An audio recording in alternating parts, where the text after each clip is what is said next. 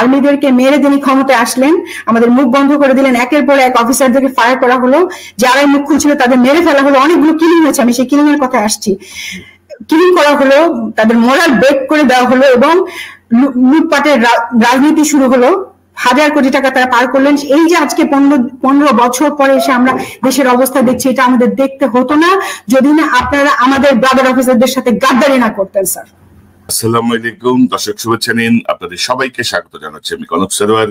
আজকের অনুষ্ঠানে দর্শক শিরোনাম দেখে বুঝতে পারছেন আমরা আজকেও কথা বলবো বিডিআর বিদ্রোহের নামে যে নির্মম হত্যাকাণ্ড সংঘটিত হয়েছিল সেই বিষয়টি নিয়ে, সেই ঘটনার সঙ্গে সেই ঘটনা আরেকজন প্রত্যক্ষদর্শী, ঘটনা তো না, ঘটনার পরবর্তী সময়ের যে ঘটনা প্রবাহ বা ঘটনার সময়কার যে ঘটনা প্রবাহ সেগুলোর প্রত্যক্ষদর্শী অবসরপ্রাপ্ত ক্যাপ্টেন শাহনাজ জাহান, যিনি সে সময়ে 18 ইঞ্জিনিয়ার্স ব্যাটালিয়নের সাথে তিনি যুক্ত ছিলেন এবং সার্চ অ্যান্ড রেস্কিউ যে অপারেশনটি হয়েছিল সেই অপারেশনের একমাত্র মহিলা সেনা কর্মকর্তা হিসেবে তিনি যোগ দিয়েছিলেন এবং পরবর্তীতে তিনি এই ঘটনার প্রতিবাদেই সেনাবাহিনী থেকে চাকরি ছেড়ে দেন, অবসরে চলে যান এবং তিনি বেশ কিছু ঘটনার সাক্ষী, বেশ কিছু পর্যবেক্ষণ তার সাথে আমার ইতিমধ্যে যে কথাবার্তা হয়েছে তাতে বেরিয়ে এসেছে।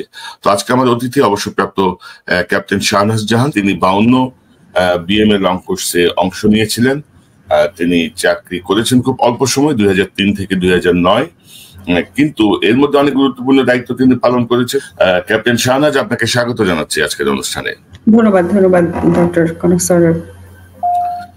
তো আসলে আপনার কাছ থেকে আমি শুনতে চাই, কারণ আপনি জানেন যে ইতিমধ্যে বেশ কয়েকজন সঙ্গে আমি কথা বলছি, আমি বেশ আরো 3-4 বছর আগে থেকে অনেক রকমের কাজ করছি এই হত্যাকাণ্ডটি নিয়ে, অর্থাৎ সেনাবাহিনীর ওই যে ব্রাদার ইন আর্মস বা সেনাবাহিনীর মধ্যে যে মহব্বতের কথা বলা হয়, সেই মহব্বতের কিছু দেখছি না, বরঞ্চ দেখা যাচ্ছে আমরা যারা সিভিলিয়ান তারাই এই 57 জন সেনা কর্মকর্তার হত্যাকাণ্ড এবং এই বিষয়গুলো নিয়ে অনেক বেশি মাত্রায় আমরা অনেক বেশি কষ্টবোধ করি বা আমরা বোঝার চেষ্টা করি যে কি হচ্ছে, কোথায় হচ্ছে, কেন হচ্ছে।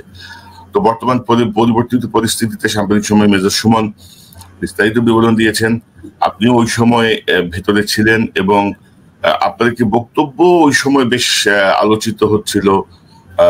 আমি যদি একটু ওই প্রথমে যদি বক্তব্যটা শুনে আমাদের দর্শকদের সুবিধা হবে আপনাকে বুঝতে। দর্শক, সেই সময় ক্যাপ্টেন শাহনাজ একটি বক্তব্য দিয়েছিলেন, আমার ধারণা এই বক্তব্য দিয়ে তিনি বেকায়দাও পড়েছিলেন।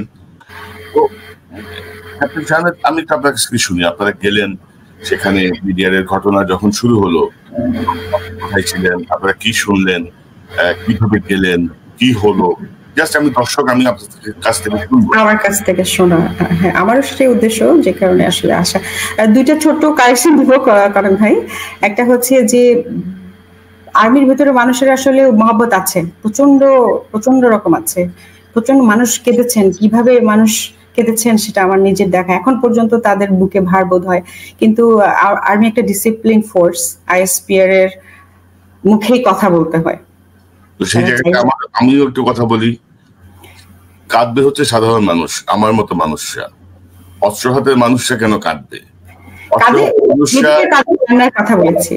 আপনি যদি দেখেন যে মেজর সুমনকে নিয়ে ইলেকট্রিক শক দিয়েছে তারা, মানে এইটাই বলছি আর কি, যে এই যে অধপতন, এই যে জায়গা, যেটা কেন হচ্ছে রে ভাই? আমার 57 জন অফিসার মারা যাওয়ার পরে আমার কনস্পিরেসিটা তো ক্লিয়ার, অলমোস্ট ক্লিয়ার, তারপরেও এরকম একটা ফ্যাসিস্ট গভর্নমেন্টকে আমি কেন সমর্থন দিয়ে রাখবো 15 বছর? ফিউ পিপল, মানে এটা আসলে আমি একটু পরে আসছি, আমার রিসার্চ বলছে ফিউ পিপল, কারণ আমার কোর্সমেটদের সাথে এখনো কথা হয়, দেখা হয়, তাদের তো মানে পালসও জানি, হ্যাঁ, আমার মনে হয় না ফিউ, এবং এমনকি এখন পর্যন্ত পুরো জিনিসটা সবাই জানে না, এখনো কিন্তু পিলখানার হত্যাকাণ্ড নিয়ে তারা পড়ছে, শুনছে। এই কারণে আমার আশা যে মেজর সুমন স্যার যে কথাগুলো বললেন তাকে যোগ করার এবং সাপোর্ট করার মতন আমারও কিছু কথা আছে, সেই কথাগুলো আজকে আমার বলার সময় হয়েছে, সুযোগ হয়েছে, সেজন্য বলে আসি। 2009 থেকে এ পর্যন্ত ধরেন 10 বছর যদি ধরি, 9 থেকে কত, 10-14 বছর না, 9 থেকে 24, ধরেন 14 বা 13 বছর, 13 বছরে 26টা ব্যাচ কিন্তু আর্মিতে জয়েন করছে বিএমএ তে। এই 26টা ব্যাচের কাছে অলমোস্ট এই ইতিহাস কিন্তু অজানা, অজানা। এই 26টা ব্যাচ কিন্তু আপনাদের মতো ওই ফিলিংসটা তাদের কাজ করবে না, মানে তারা বুঝবেও না অনেক কিছু যে কেন হয়েছিল কি হয়েছিল। তো আপনি শুরু করেন, আমি আপনার কথা শুনি। ধন্যবাদ। আসলে আমার আজকে মূলত আমি যে টপিক যেটা নিয়ে কথা বলতে চাই সেটা হচ্ছে যে আমার এক্সপিরিয়েন্স, একদম আই উইটনেস।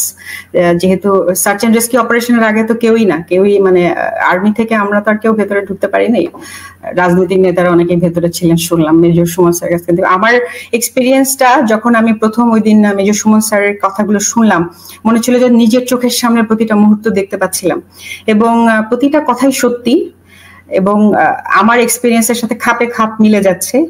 প্লাস আমার যে বক্তব্য সেটা হয়তো বা কিছুটা অগমেন্ট করবে, পাশাপাশি আরো কিছু প্রশ্ন আমার মনে সবসময় ছিল। আমার আশা যে এই ধারাবাহিকতায় অন্য কোনো অফিসার এসে আরো কিছু ইনফরমেশন দিবেন এবং পূর্ণাঙ্গ একটা চিত্র আমরা দেখতে পাবো, যেটা আসলে তদন্ত কমিশনের দেওয়ার কথা ছিল, যেটা আমরা কখনোই হাতে পাইনি। হয়তো এখন আমরা সত্যটা জানতে পারবো, সেটাই আমাদের উদ্দেশ্য।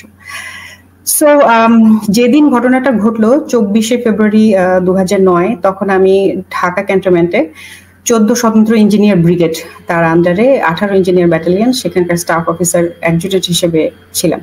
তো সাধারণত জুনিয়র অফিসাররা, ক্যাপ্টেন বা মেজরও অনেক সময় থাকেন, যে অ্যাডজুটেন্ট এই পদগুলো স্টাফ অফিসার এগুলো জুনিয়র অফিসাররা করে থাকেন।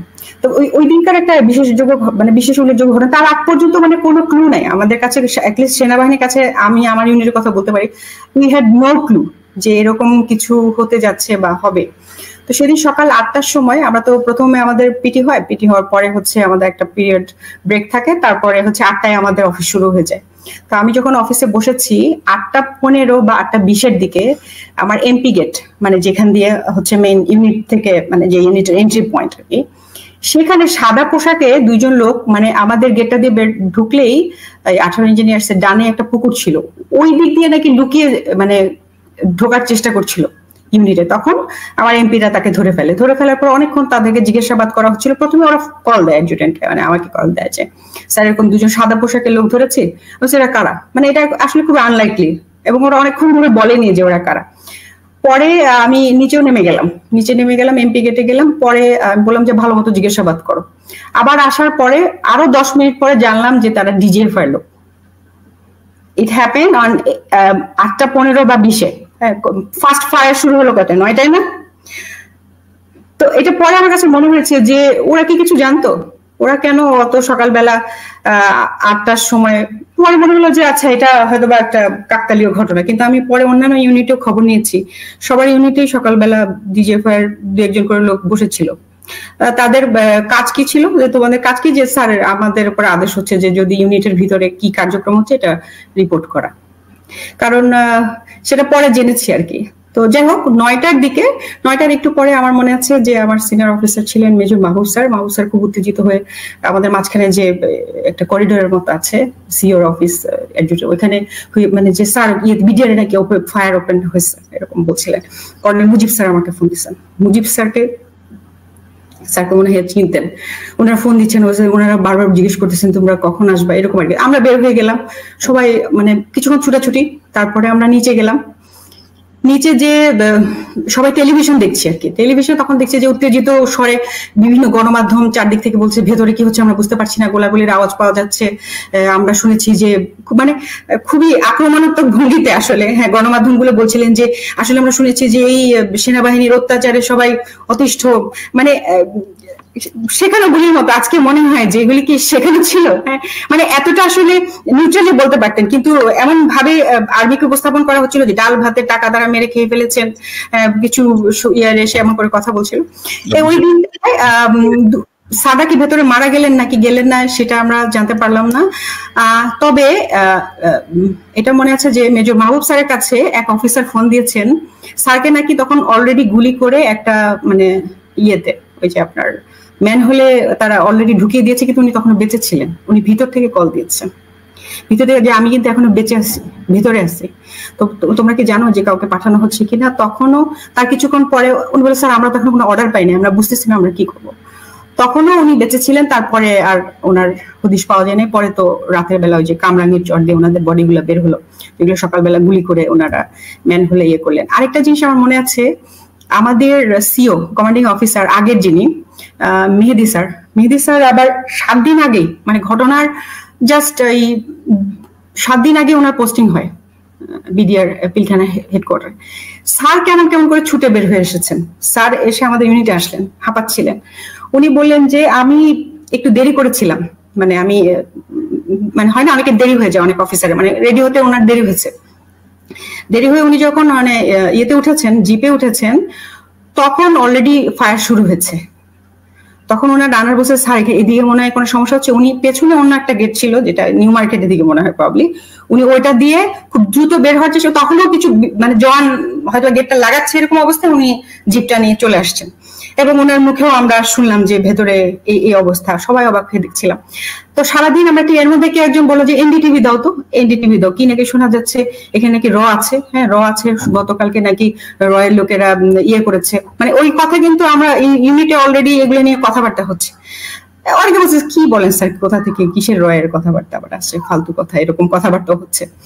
তখন এনডিটিভিতে আমার মনে হচ্ছে, আমার স্পষ্ট মনে হচ্ছে দুপুর 2টা বা 3টার দিকে ওরা অলরেডি দেখাচ্ছে যে শাকিল মারা গিয়েছেন।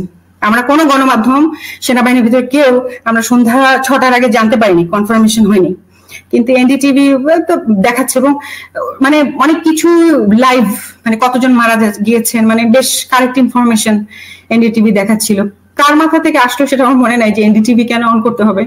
এন্ড দেন আমরা এনডিটিভি দেখলাম। সেদিন আর কি বোকার মতো আমরা বসে থাকলাম, আমাদের জন্য অর্ডার কি সবাইকে জিজ্ঞেস করছেন। এমআইএসটি থেকে বিভিন্ন অফিসাররা, তারা পাগলের মতো ছুটে আসছেন যে স্যার কি হচ্ছে, মানে আমরা কখন যাবো, মানে আমরা কেন এখানে ওয়েট করছি। তখন সিও বললেন আমি অলরেডি ব্রিগেড কমান্ডারের সাথে কথা বলেছি, 46 ব্রিগেড মুভ করেছে, এটা ওদের ইয়ে, আমরা সেকেন্ড লাইন হিসেবে আমরা থাকবো। আগামীকালকে হয়তো বা আমাদের ভেতরে, এখনো ওনারা মারা যাননি, এটা ভুল কথা যেগুলো শোনা যাচ্ছে, বেশিরভাগই বেঁচে আছেন, আমরা একটা অপারেশন আগামীকালকে যাবো এমনটা শুনতে পাচ্ছি। তো সেই দিন কিন্তু আমরা কোনো মুভে যাইনি, মানে অর্থাৎ এই আপনি হয়তো বা জানবেন যে ঢাকায় ফুল ফ্লেজেড ডিভিশন নেই, মানে 3টা আলাদা আলাদা ব্রিগেড আছে, একটা সিগন্যাল ব্রিগেড আছে, একটা ইন্ডিপেন্ডেন্ট ইঞ্জিনিয়ার্স ব্রিগেড আছে, আর 46 ইনফেন্ট্রি ব্রিগেড আছে। এছাড়া বেশি এলিমেন্ট গুলো তো আছে, লাইক পিজিআর আছে, এসএসআর আছে। সো আমরা এটা একটা ইম্পর্টেন্ট না, আমরা একটা ব্রিগেড, আমরা একটা ফুল ব্রিগেড, তো আমরা মুভ করবো না 46 ব্রিগেডের পরে তাদের। তো ওরা যেহেতু আগে ওদের দায়িত্ব, তারপরে সেকেন্ড লাইন ডিফেন্সের জন্য আমাদেরকে ডাকা হবে, পরদিন ডাকা হবে এমনটা শুনলাম। তো সেই দিন আমাদেরকে অর্ডার দেওয়া হলো যার যার বাসায় চলে যাওয়ার জন্য। আর সে সময় আমার husband married at that time, মরহুম স্কোয়াড্রন লিডার আশরাফ ইবনে আহমেদ, সে ছিল সে MiG-29 এর পাইলট ছিল, 8 স্কোয়াড্রনে ছিল ওই সময়, MiG-29 এর ওই ইয়েতেই সে পোস্টেড ছিল আর কি। তো আমি বেসিক্যালি যেটা আপনার এখন হিরোজ লিভ ফরএভার যে গেটটা, তার ডান দিকে যে স্টাফ কোয়ার্টার আর কি, সেখানকার একটা বাসায় থাকতাম। তো মানে আমি ও এয়ারফোর্সে ছিল, আমি আর্মিতে ছিলাম, কিন্তু আমরা আর্মির বাসাটাতেই থাকতাম। তো সেদিন রাতের বেলা আর কি, মানে সবাই মানে নেভি থেকে শুরু করে পুরো বাংলাদেশের সব অফিসাররাই প্রচন্ড ব্যথিত, মানে তাদের যে কষ্ট বা মনের কষ্ট বা দুঃখ এবং প্রচন্ড রাগ যে কিভাবে এমন একটা ঘটনা ঘটতে পারলো, সেটা আসলে আমার চোখে দেখা। তো ওই সময়টাতে রাতের বেলা মনে হয় আমরা ডিনার করে টেলিভিশন দেখছিলাম, তখন আমি আশরাফকে জিজ্ঞেস করছিলাম যে কি মনে হয় তোমার, আসলে এক একজন এক এক কথা বলছে, কেউ বলছে রয়ের কাজ, কেউ বলছে যে না আসলে ওদের ডাল ভাতে ওদেরকে ইয়ে করা হচ্ছিল, এগুলো কি আসলে কথাটা কি, তুমি কিছু শুনেছো? আমার এটা মনে আছে যে আশরাফ খুব স্পষ্ট করে বললো যে আমার মনে হয় এটা রয়ের কাজ। আমি তখন বললাম যে যাও, বা মানে এটা কি, মানে কি ভিত্তি আছে, বলে না একজনের কাছ থেকে শুনেছি। আমি কি আর্মির ভেতরে? আর্মির ভেতরে না। তো আমি বললাম তাহলে কোথায় শুনেছো?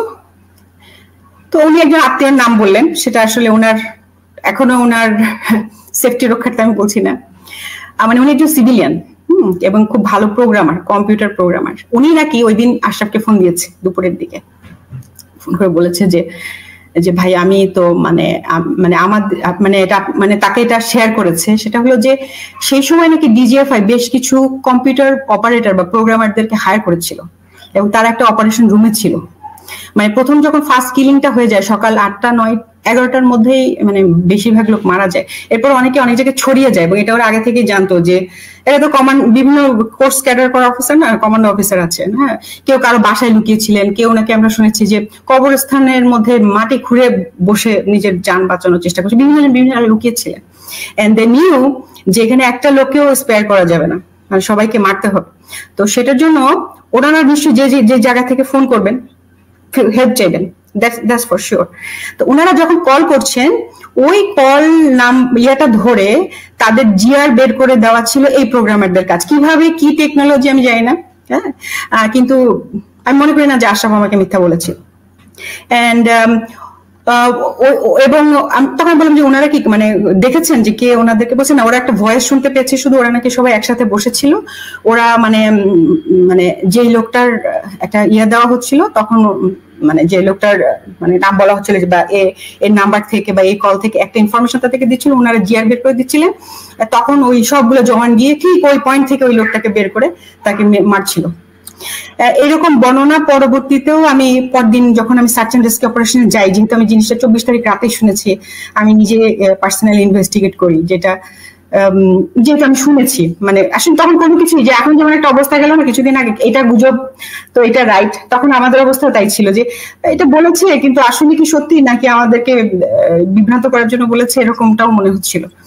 যে যাই হোক, ওই দিনকার রাতের ঘর, এই ঘটনাটা খুব ইম্পর্টেন্ট আমার জন্য, যে আশরাফ ওই কথাটা আমাকে বললো এবং সিরিয়াসলি বললো, এবং যে রিলেটিভটার নাম সে আমাকে বললো সে মিথ্যা কথা বলার লোকরা বা কথা না আর কি। এন্ড দেন পরদিন ছিল 26 তারিখ সকালবেলা আমাদের জানানো হলো যে আমরা অপারেশনে যাচ্ছি। কি অপারেশন? এখনো বিভিন্ন জায়গায় পরিবারগুলো আটকা পড়ে আছেন, তাদেরকে আমাদের বাঁচাতে যেতে হবে। সো ইয়ারা আগেই আছেন।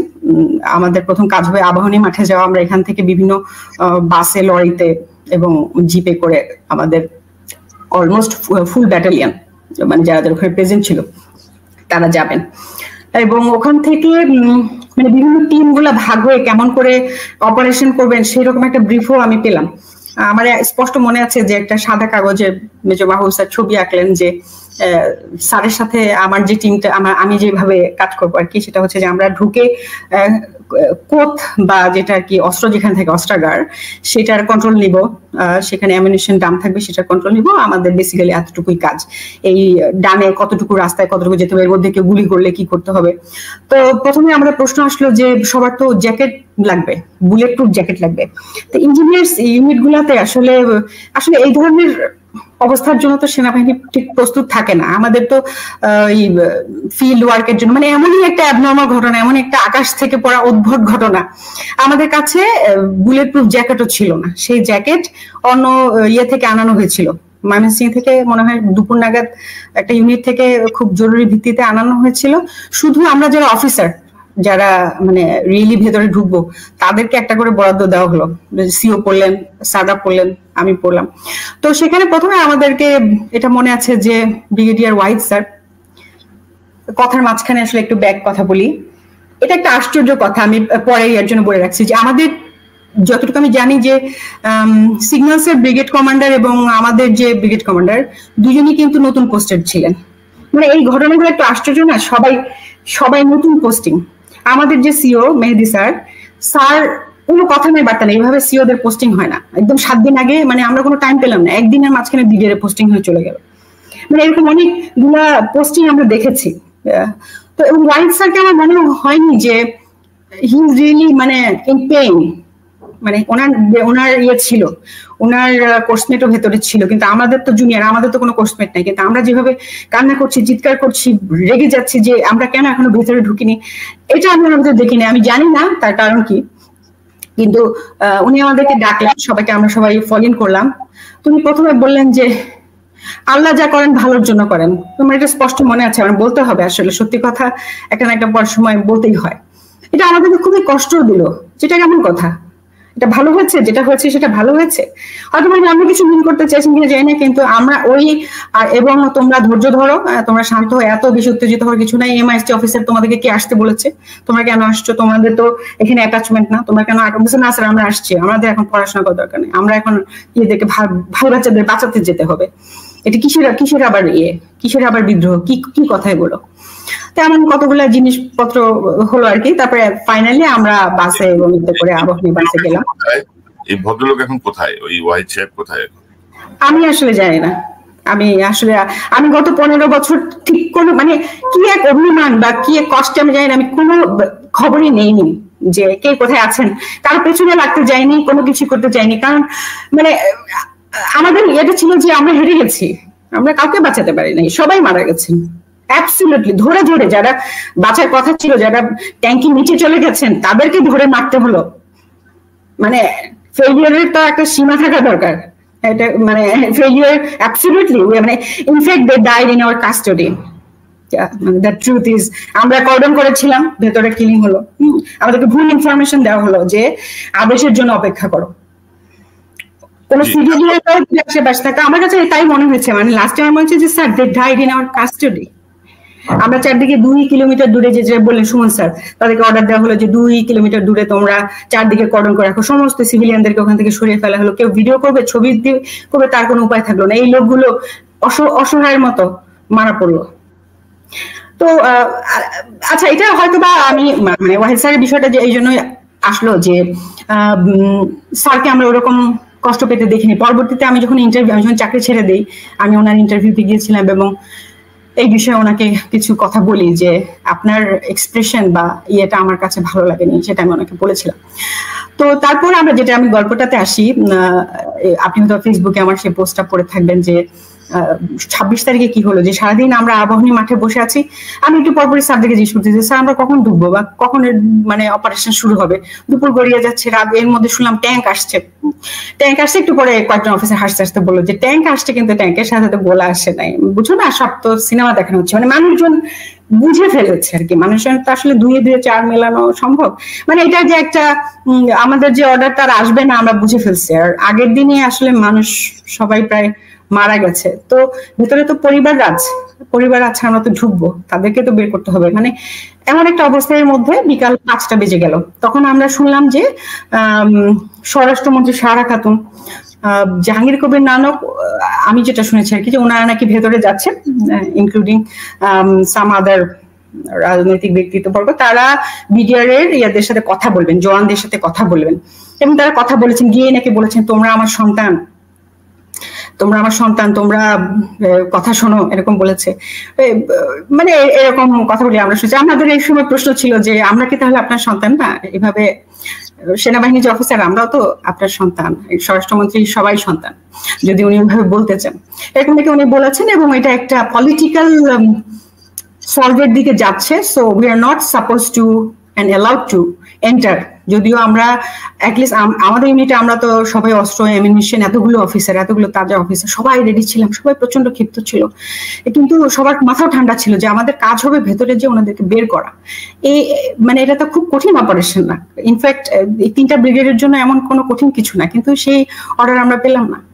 বিকাল 5টা বা 6টার দিকে আমার মনে আছে যেরকম আমি দাঁড়িয়ে আছি, তখন ক্যাপ্টেন আশিক স্যার, হ্যাঁ, উনি আমার ইউনিটের মানে ইঞ্জিনিয়ার স্যারই, উনি আবার ইয়ারি পোস্টিং এ র্যাবে গিয়েছিলেন।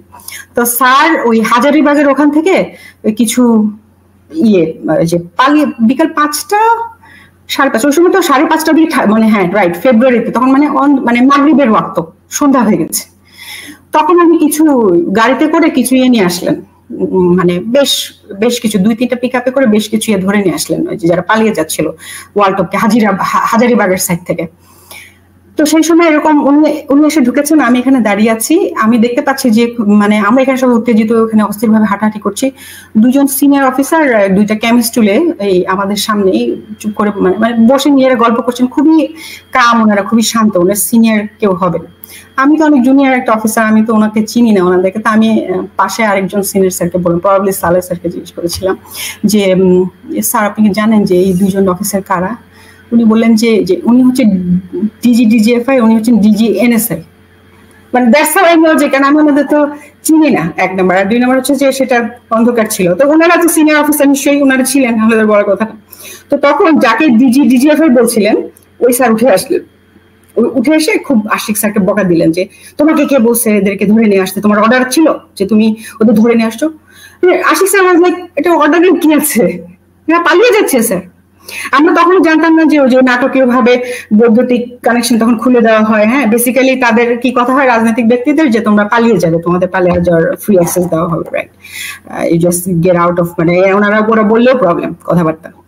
তো ওদেরকে তখন ওই গেট খুলে দেওয়া হয়েছিল, অন্ধকার করে দেওয়া হয়েছিল, ওরা পালিয়ে যাচ্ছিল। সেই সময় স্যার না বুঝেই ধরে নিয়ে আসছে।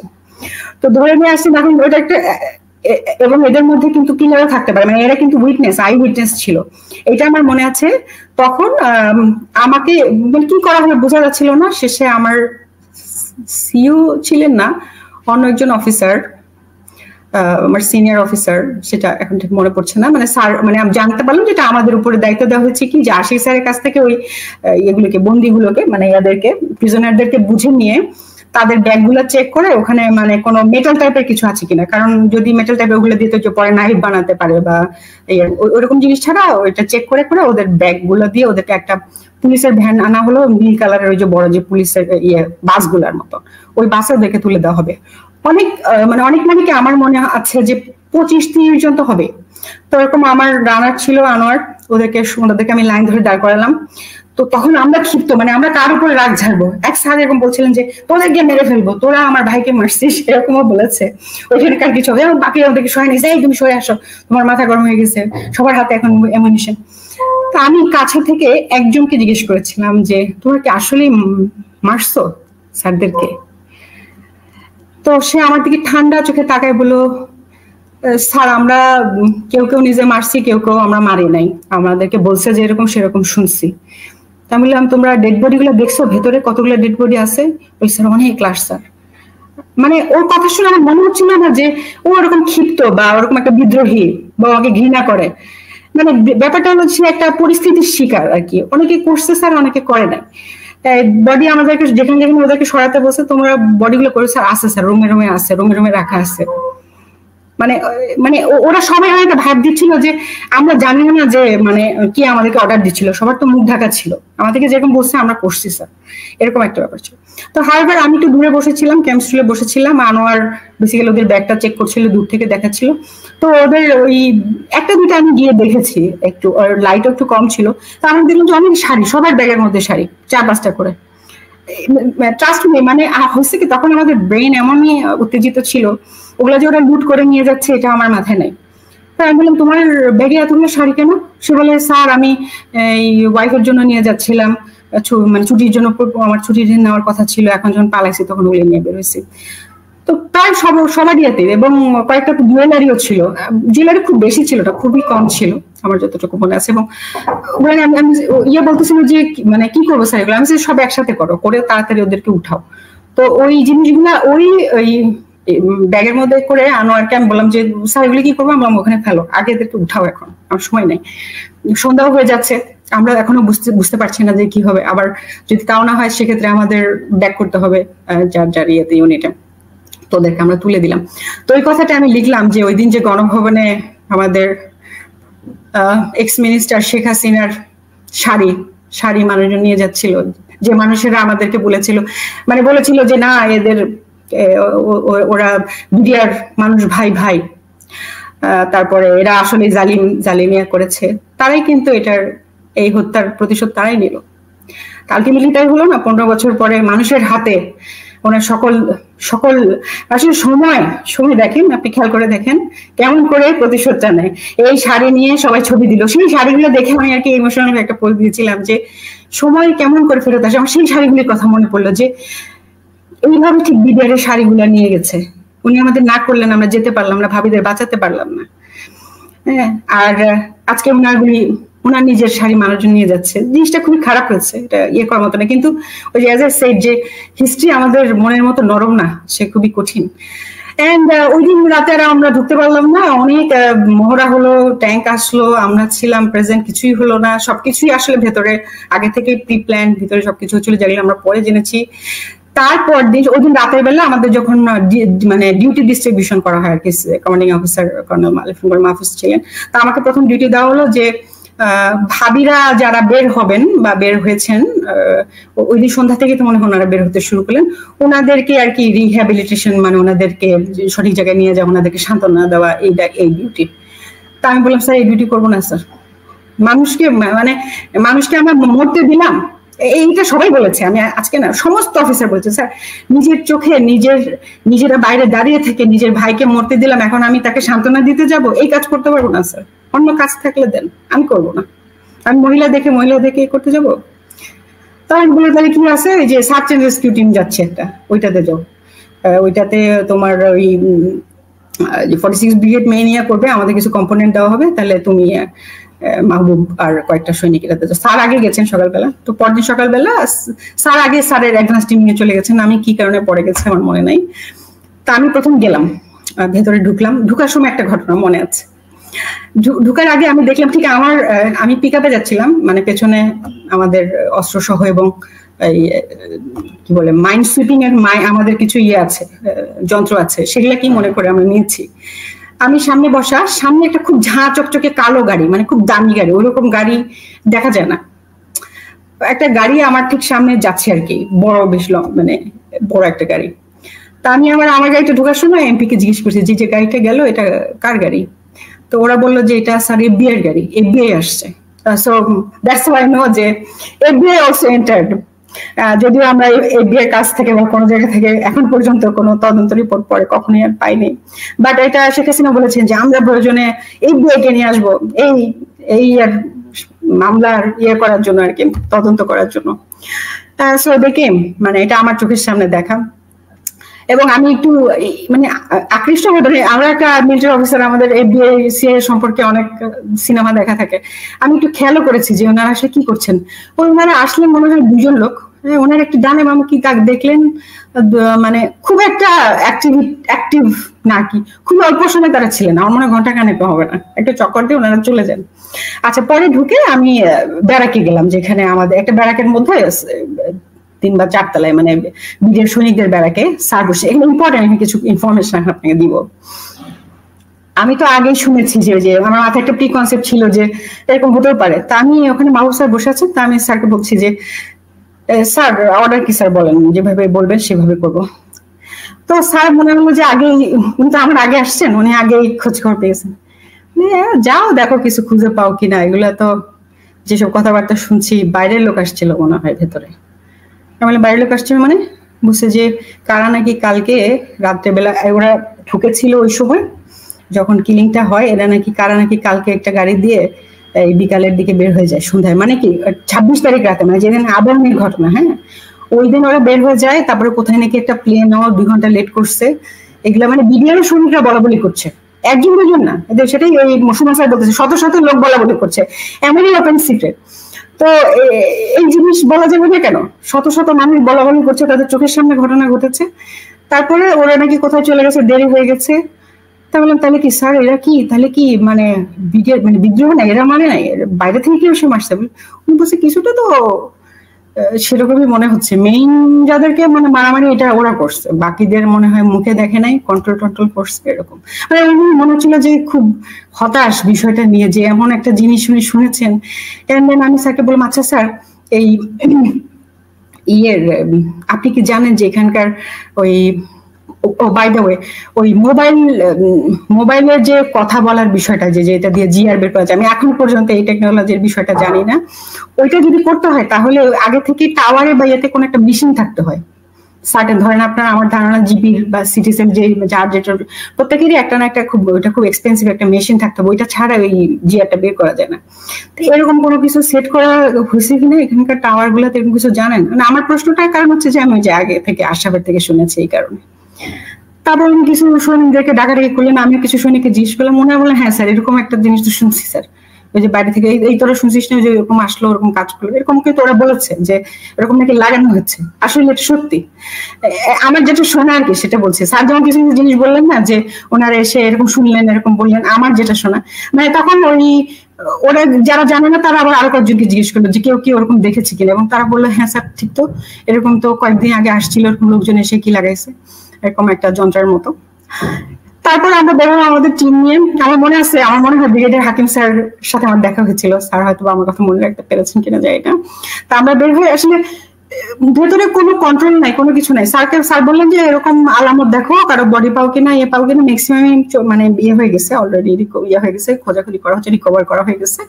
এখন যদি অন্য কোনো আলামত পাও তাহলে একটা সিআইডি সেল খোলা হয়েছে ওই যে অফিসার মেসে নিচতলায়, সেখানে গিয়ে জমা দিয়ে আসার অর্ডার, ওরা এটা টেক ওভার করবে, আমাদের কাজ কি আলামত দিয়ে দেওয়া। তা আমরা এক পাশ থেকে শুরু করলাম, তখন এরকম ব্রিগেডিয়ার হাকিম স্যারের সাথে দেখা হলো। স্যার বলে কি খুঁজো তুমি? তাহলে স্যার দেখি কি কিছু পাওয়া যায় কিনা, কারো বডি বা এখানে কি পোড়ানো হয়েছে, গোবর দেওয়া হয়েছে। বলে কিছু পাবা না মনে হয়, আর আমরা তো ম্যাক্সিমাম ইয়ে করেছি, এরকম বললেন। তারপর আমি ঠিক আছে স্যার স্যালুট দিয়ে চলে গেলাম। এরপরে আমি একটা সৈনিকের বাসায়, মানে যেখানে বাসায় থাকে সৈনিকটা, যে বাসাগুলিতে থাকে ওরকম একটা বাসায় ঢুকলাম। ওখানে আমি ব্লাড দেখেছি, মানে ব্লাডের ট্রেলটা কিরকম, ধরেন একটা মানুষকে যদি কেউ টেনে টেনে নিয়ে যায়, মানে ধরেন রক্তাক্ত কাউকে যদি টেনে টেনে নিয়ে যায়, একটা ব্লাডের ট্রেল থাকে না, তো 2 তলা থেকে টেনে টেনে যদি মানে নিচতলায়, মানে আমি এরকম একটা, মানে আমার কাছে মনে হয় ওইখানে ব্লাডটা বেশি 2 তলায়, আমি এটা দেখে রেখে 1 তলায় একটা ঘরের মধ্যে এসে ঢুকেছে। সেখানে আমি ঢুকে দেখি একটা টেবিলের উপরে, ডাইনিং টেবিলের উপরে একটা ল্যাপটপ, এবং ল্যাপটপটা আমি খুললাম, খুলে আমার মনে হচ্ছে যে আমি পাওয়ার বাটনে চাপ দিলাম। একটা মানে মেয়ের ছবি, সুন্দর একটা মেয়ের ছবি, আমার মনে হয় অফিসারের মেয়ে, মানে চেহারা ছবি এগুলো দিয়ে বোঝা যায় না। What happen I don't know, but very এটা আমি রিপোর্ট করেছিলাম, সাথে সাথে আমি গেলাম সিআইডির ওখানে, গিয়ে ওটা রিপোর্ট করে আসলাম যে এখানে ব্লাডের ট্রেল এবং এই ল্যাপটপ পাওয়া গিয়েছে, মানে এটা একটা মানে বোঝা যাচ্ছে যে এখানে একটা কিছু হয়েছে। এবং দেখেন, জানি না এগুলো আমাকে কি মানে আল্লাহই দেখিয়েছেন। আমি আবার কি মনে করে একটু পরে, মানে অন্যান্য ঘোরাঘুরির মাঝখানে সৈনিকদেরকে রেখে আবার দেখতে গেছি যে ওনারা কি করলেন, বা ওইগুলোর ছবি টবি তুললেন বা কি করলেন, মানে তখন তো আমরা জানি না যে এগুলো আসলে সবই মানে লোক দেখানো। ওখানে গিয়ে আমি স্পষ্ট দেখেছি একটা লোক ইয়ে দিয়ে, ওই যে আপনার মপ আছে না, মপ দিয়ে যে ব্লাড মুছে, উনি মপিং করে করে সব মুছে ফেলছেন। আমার দেখা, they are basically destroying all the evidences, যেই এভিডেন্স আমরা দিচ্ছি ওইটা। আমি তখন আমার মাথায় বাজ পড়ার মতো হলো যে ব্যাপার কি, এটা হচ্ছে কি, মানে দেখে বোঝা যায় না, ছবি টবি তুলে যে মুছেন তা না, ল্যাপটপটা নিয়ে যাচ্ছেন, মানে কেন মানে অদ্ভুত মানে লাগলো। ওনারা আমার সাথে ঠিক কথা বলছে না, কমিউনিকেট করছে না, থাকে না যে একটা মানে সিআইডি টু আর্মির সাথে যে একটা কমিউনিকেশন থাকবে, মানে ওনারা একটু বিরক্তই হচ্ছেন যে আমরা এরকম গিয়ে গিয়ে ইয়ে দিচ্ছি, ওনাদেরকে আলামত দিচ্ছি। আমি পরে জেনেছি যে আব্দুল কাহার আকন্দ, দি আব্দুল কাহার আকন্দ, উনি ছিলেন সিআইডি টিমের হেড, যিনি কিনা শুধুমাত্র আওয়ামী লীগের আমলে থাকতে পারেন, অন্য আমলে কিন্তু উনি থাকেন না। ওনার আওয়ামী লীগের আমলে উনি বঙ্গবন্ধুর হত্যা মামলার ইয়ে করেছিলেন, পরবর্তীতে তাকে চাকরিচ্যুত করা হয়, আবার এই ঠিক বিডের ঘটনার আগে আগে তার চাকরি পুনর্বহাল করা হয়। He is a master on this is what I understand. And then ওইখান থেকে তারপরে এই ঘটনাটা হলো যেটা টিভিতে আপনারা দেখলেন। হ্যাঁ, আমরা তখন পিলখানার মেইন যে মাঠের বেশ খানিকটা সামনে গেলাম, তখন একটা সৈনিক দৌড়ে গিয়ে বলছে এটা কি পড়ে আছে, ওখানে একটা অস্ত্র পড়ে ছিল। ওই আপনার ঠিক যে জায়গাটাতে কামরুজ্জামান স্যার বললেন না যে ওনারা বের হয়ে আসলেন, কতগুলো লোক তাদেরকে গুলি করলো, আমি এই কথাটা ওই দিন মিলালাম যে ঠিক ওই জায়গাটাতেই কিন্তু ওই অস্ত্রটা ছিল, যে অস্ত্রটা আমি দেখিয়েছি। একটা আমাদের ইয়ের অস্ত্র, কিন্তু অস্ত্রটা সৈনিকটা পেলো। তো সৈনিকটা পেয়ে হাতে নিয়ে এসে বলে যে আমি তো আশ্চর্য হয়েছিলাম দেখে যে ওটার যে সিলিংটা এরকম মোটা একটা সিলিং, হ্যাঁ, মোটার মধ্যে লেখা টাইগার, মানে লেখা মানে কি ওটা ইয়া দিয়ে লেখা না, মানে ওটা বুনা আর কি, বুনে ওটা সিলিংটা ইয়ে করা, জলপাই কালারের মোটা, মানে অলমোস্ট সামথিং লাইক 1.5 ইঞ্চি হবে, টাইগার লেখা। এবং ওটার মুখটা মানে ইয়ার সাথে আমাদের যে নজল থাকে, মানে রাইফেলের যে নজলটা মুখটা, ওটার সাথে ওইভাবে করে বাঁধা। এটা অসম্ভব। আপনি যদি কোনো বিডিআরের সৈনিক, আর্মির সৈনিক অফিসারকে ঘুম থেকে উঠে হাতে একটা অস্ত্র দেন, একটা সিলিং দেন, সে চোখ বন্ধ করে যেখানে সিলিং লাগায় ওইখানে কিন্তু পেঁচিয়ে পেঁচিয়ে তার সিলিং এর এটা লাগাবে, ওই মুখের মধ্যে এটা বাঁধবে, এটা মানে একদম তার ট্রেনিং সময়, মানে এটা এমন ট্রেনিং, এটা করা সম্ভব না। ওইটা দেখে আমার আশ্চর্য লাগলো। যে তাই আমি বললাম ম্যাগাজিনটা খুলো তো, ম্যাগাজিনটা খুলে দেখলাম যে তখনও ভেতরে লাইভ অ্যামুনিশন আছে, মানে 30টা থাকে, তো 30টা ধরে আর কি। আমার মনে আছে খুব সম্ভবত 14টা ছিল, ইয়ে গুনেছে, কিভাবে স্যার 14টা আছে ভেতরে। তা আমি কি করবো, আমার করণীয় কি, আমি আবার সেটা সিআইডি টিমকে দিলাম, সিআইডি টিমকে বললাম যে এই দেখেন এরকম জিনিস পাওয়া গেছে, মুখের মধ্যে এরকম বাঁধা, এরকম। তাদের কাছে তো জিনিসটা জমা দিয়েছি। এবং ওই দিন যখন আমি ওইটা করছিলাম, তখন কোথা থেকে কতগুলা ওই যে এনটিভির গণমাধ্যমের লোকেরা কোথা থেকে আসছে আমি ঠিক জানি না, ওনারা হয়তো বা এদিক সেদিক ঘুরে ঘুরে ওনারাও কিছু ফিল্মিং করার চেষ্টা করছিলেন। তো ওনারা হঠাৎ করে আসলেন, আমাকে জিজ্ঞেস করলেন যে আপনার হাতে এটা কি। তো তখন আমার মনে হলো যে মানে আসলে প্রথমত আইএসপিআর এর বিষয়টা আমি তখন ক্লিয়ারলি জানতাম না, I be honest with you, মানে আসলে আমি জানতাম না যেটা আইএসপিআর ছাড়া কেউ কথাই বলতে পারবেন না বা এরকম একটা রুলস আছে। খুবই জুনিয়র ছিলাম। আর 2 নম্বর হচ্ছে যে বলা যাবে না কেন, মানে আমার আসলে আজকে পর্যন্ত আমার ভেতরে জিনিসটা এরকম যে এত রাগঢাক কেন, যাদের লোক থাকে, যাদের বেশি মানে মিথ্যা বলার কুচক্রি চিন্তা থাকে, তারা অনেক রাগঢাক করে কথা বলে, আমি কোনোদিনই বলতে পারি না। আমি এমন না যে খুব একটা ভালো মানুষ, আমার অনেক ভুল আছে, কিন্তু আমার ভুলগুলো আমি বলি যে এটা আমার ভুল। তা আমার মাথায় আসেনি যেটা বলা যাবে না কেন, দেখাই যাচ্ছে। আর দেখেন এই যে দেখেন একটা এই যে সিলিংটা, এবং এটা মানুষকে একটু বলা দরকার, এই ধরনের কোন সিলিং বাংলাদেশ আর্মি বা বিডিআর, অবশ্যই বিডিআর ইউজ করে, বিডিআর বাংলাদেশ আর্মি একই রকমই অস্ত্র ইউজ করে, এখানেও আর্মির অফিসাররাই চালায় এটা, এবং এইভাবে এটা বাধা হয় না, এটা আমি বলেছিলাম। এবং সেটা তারা রাতের বেলা ব্রডকাস্ট করলেন। আমি আরেকটা দিয়েছিলাম, ফুটেজ দিয়েছিলাম, আরেকবার ওনারা আবার জিজ্ঞেস করেন আমাকে যে এই গাড়িগুলোর ব্যাপারে কিছু বলুন, এই গাড়িগুলোকে এইভাবে পুড়িয়েছে তারা। তো আমি বললাম যে দেখেন গাড়িগুলো কিভাবে পুড়েছে, মানুষ যখন বিদ্রোহে যখন গাড়ি পুড়ায় তখন কি হয়, এখানে একটু আগুন দেয়, একটুখানি জ্বলে যায়, তাই না? আপনার ঘরে ধরেন আপনি একটা গাড়ি নিয়ে বের হলেন, আপনার রাগে কেউ আপনার আগুন ধরলো, একটু সিট পুড়ে যাবে, ওগুলা পুড়ে এমন কালো হয়েছে, ওদের স্টিল গুলো পর্যন্ত গলে গেছে। এবং এটার জন্য একটা স্পেশাল পাউডার ইউজ করা হচ্ছিল, পরে শুনলাম। এত মজুদ পাউডার তোমরা পেলে কোথায়? এতগুলো বিদ্রোহী, তোমাদের কাছে আগে থেকে পাউডার ছিল? তোমরা পাউডার নিয়ে বসেছিল? এই সবগুলোর মধ্যে পাউডার ছিটিয়ে তারপর তোমরা আগুন দিলাম। এবং গাড়িগুলা সব ড্রাইভ করে ধরেন আপনার কোন একটা গাছের নিচে আমি দেখি নাই, মানে একটা যেমন ডিজি স্যারের এতেই ওটা একটা গোল ঘর ছিল, গোল ঘরের মধ্যে গাড়ি ড্রাইভ করে নিয়ে ওখানে গিয়ে পুড়িয়েছে। একটা ধরেন উপরে শেড আছে, এরকম জায়গায় এত কুল হেডেড ছিল তোমরা, এত সংগঠিত, এত যদি বুদ্ধি থাকতো তাহলে তার মানে লিডারের দরকার ছিল না। তো এটা পরিষ্কার বোঝা যাচ্ছিল যে পরিকল্পিত লিডারশিপে কেউ ছিল, এবং মানে অ্যাবসলিউটলি ওরা অর্ডারে কাজ করেছে, এই বেচারাদের আসলে দোষ নাই, মানে আমার ওইখানে এটা মনে হচ্ছে।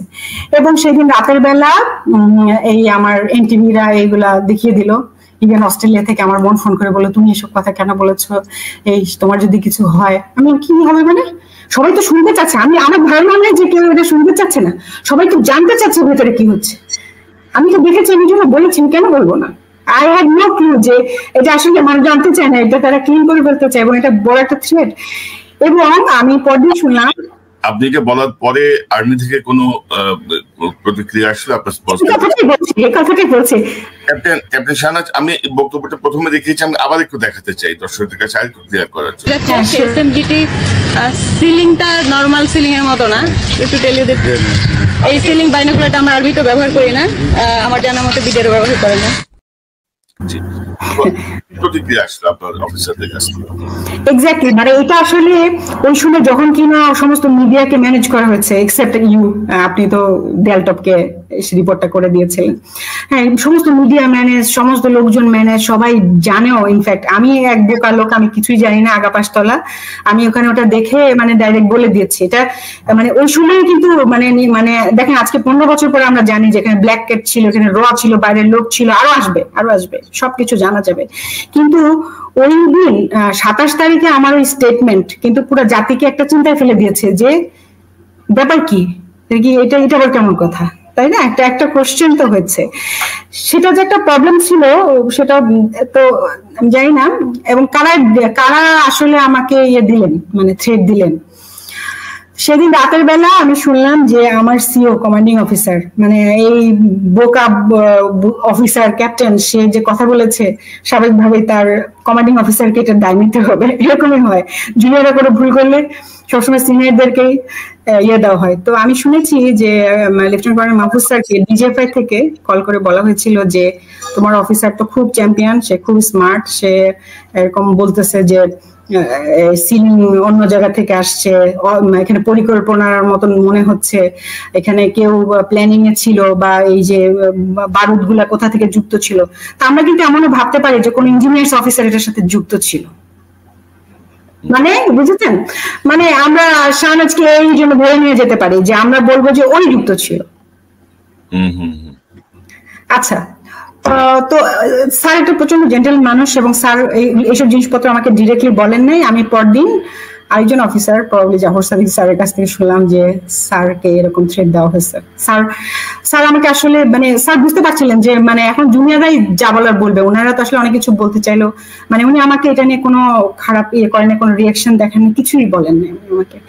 এবং সবচেয়ে যেটা খারাপ লাগছিল আমার, আরেকটা জিনিস, ভালো কথা, খুব ইম্পর্টেন্ট, এখন আমাকে এটা বলতে হবে। আমি জানি না নিজের সুমন স্যারের বিষয়টা অবতারণা করেছিলেন ওখানে। আমি যখন অনেকে জিজ্ঞেস করছিলাম, তখন তারা বলছিল যে 44 রাইফেল ব্যাটালিয়ন, মানে ভেতরে যে 44 রাইফেল ব্যাটালিয়ন, এইখানকার অফিসাররা প্রবাবলি রিভোল্টের সাথে যুক্ত ছিলেন।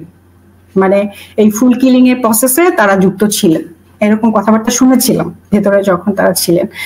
এবং মানে সত্য মিথ্যা জানি না, কিন্তু আমি একটা বাসা চেক করেছি, মানে আমাকে ইয়ে বলেছিলেন যে এই যে দেখেন স্যার, এই যে 44 রাইফেল ব্যাটালিয়ন স্যারের বাসা নাই, বাসায় কিছু হয় না, গিয়ে ঢুকে দেখেন ওনার বাসায় কোনো লন্ডভন্ড হয় নাই, আমরা করি নাই।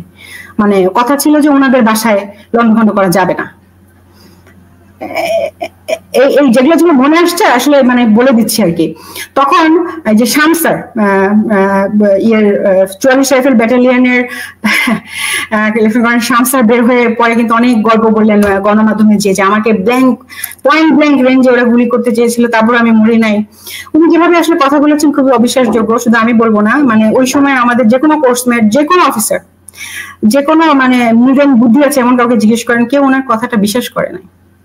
এবং he was rewarded after that. He was DG SSF, prime মিনিস্টারের খুব কাছের জায়গায় উনি ইয়ে পেয়েছেন। এগুলো বোঝা যায় আসলে, মানে বোঝা যায়। আমার খারাপ লেগেছে, এগুলো আমার দাবি থাকলো নতুন করে বিচার করা, নতুন করে। অন্য দেশের মানুষ তারা আমাদের শত্রু, তারা আমাদেরকে মারবে, আমার দুঃখ নেই। রাজনৈতিক নেতা এদের কথা বাদ দিলাম, এরা তো মানে চোর বাটপাড়ার পর্যায়ে পড়ে, টাকা ছাড়া কিছুই বোঝে না, তাদের আদর্শ আজকে এটা কালকে ওটা।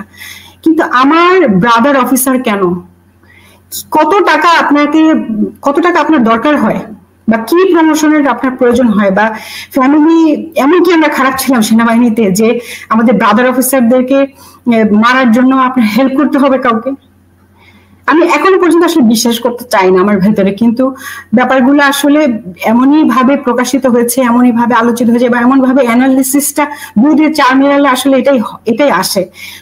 সবাই তো না, তাই না? যে আপনার ধরেন ডিজিএফআর কতিপয় বকে যাওয়া, আমি বলবো যে যাদের কাছে টাকাটাই আসলে মুখ্য। আমরা খুব খারাপ ছিলাম না, আমি 6,700 টাকা বেতন পেতাম, একটা সামান্য বাসায় থাকতাম, আমাদের এখনকার মতন যেরকম গাড়ি ফার্নিচার কিছু, কিন্তু আমরা খারাপ ছিলাম না, আমাদের সম্মান ছিল, মানুষ আমাদেরকে ভালো বলতো, যে জায়গাটা আমরা অনেকটাই হারিয়েছি। তো আসলে আমি একটু এখন হয়ে যাচ্ছি, মানে আমি কষ্ট পেয়েছি যে আমার ব্রাদার অফিসারটা আমার বিশেষ দিকে দিয়েছে। ফার্স্ট সার্কেল আমাদের কি অপরাধ ছিল, আমি তো বুয়েটে চান্স পেয়েছিলাম, ক্যাডেট কলেজের ছাত্রী, আমি পিএইচডি করতে বাইরে যেতে পারতাম। I have chosen army because my mum said যে দেশে যদি একটা মাত্র ভালো প্রতিষ্ঠান থাকে, কোন একটা অনেস্ট প্রতিষ্ঠান থাকে মামুনি, সেটা হচ্ছে আর্মি, তুমি এখানে যাও। And you broke our trust. You completely broke our moral. আল্লাহ মরতে হবে। আমি সেই অফিসারদের উদ্দেশ্যে বলতে চাই, সবাই কোটি কয়েক অফিসার আমাদেরকে, এই যে মেজর সুমন স্যার আজকে পালিয়ে বেড়াচ্ছেন, আমরা যারা চাকরি ছেড়ে দিয়েছি, মনে কষ্ট নিয়ে বসে আছি, আপনারা আমাদের বিশ্বাসকে কিভাবে ভাঙতে পারলেন? কি কারণে, কিসের জন্য, কেন 57 জন অফিসার এভাবে মারা পড়লো? এতগুলো সন্তান আমি অনেককে জিজ্ঞেস করেছি, আপনি বিশেষ করে আমি বন্ধ রাখেন, আমি অনেক জেনারেলকে জিজ্ঞেস করেছি যে স্যার কেন, আমি কি জানতে পারি? আপনারা তো অনেক সিনিয়র, হয়তো আপনারা জানেন, আমরা জানি না, যে আমি এতদিন পরে জানতে পারলাম। আমি শুনেছি কিছু যে ফজলুর, তারপর সেরকম অল্প কথা আসছিল।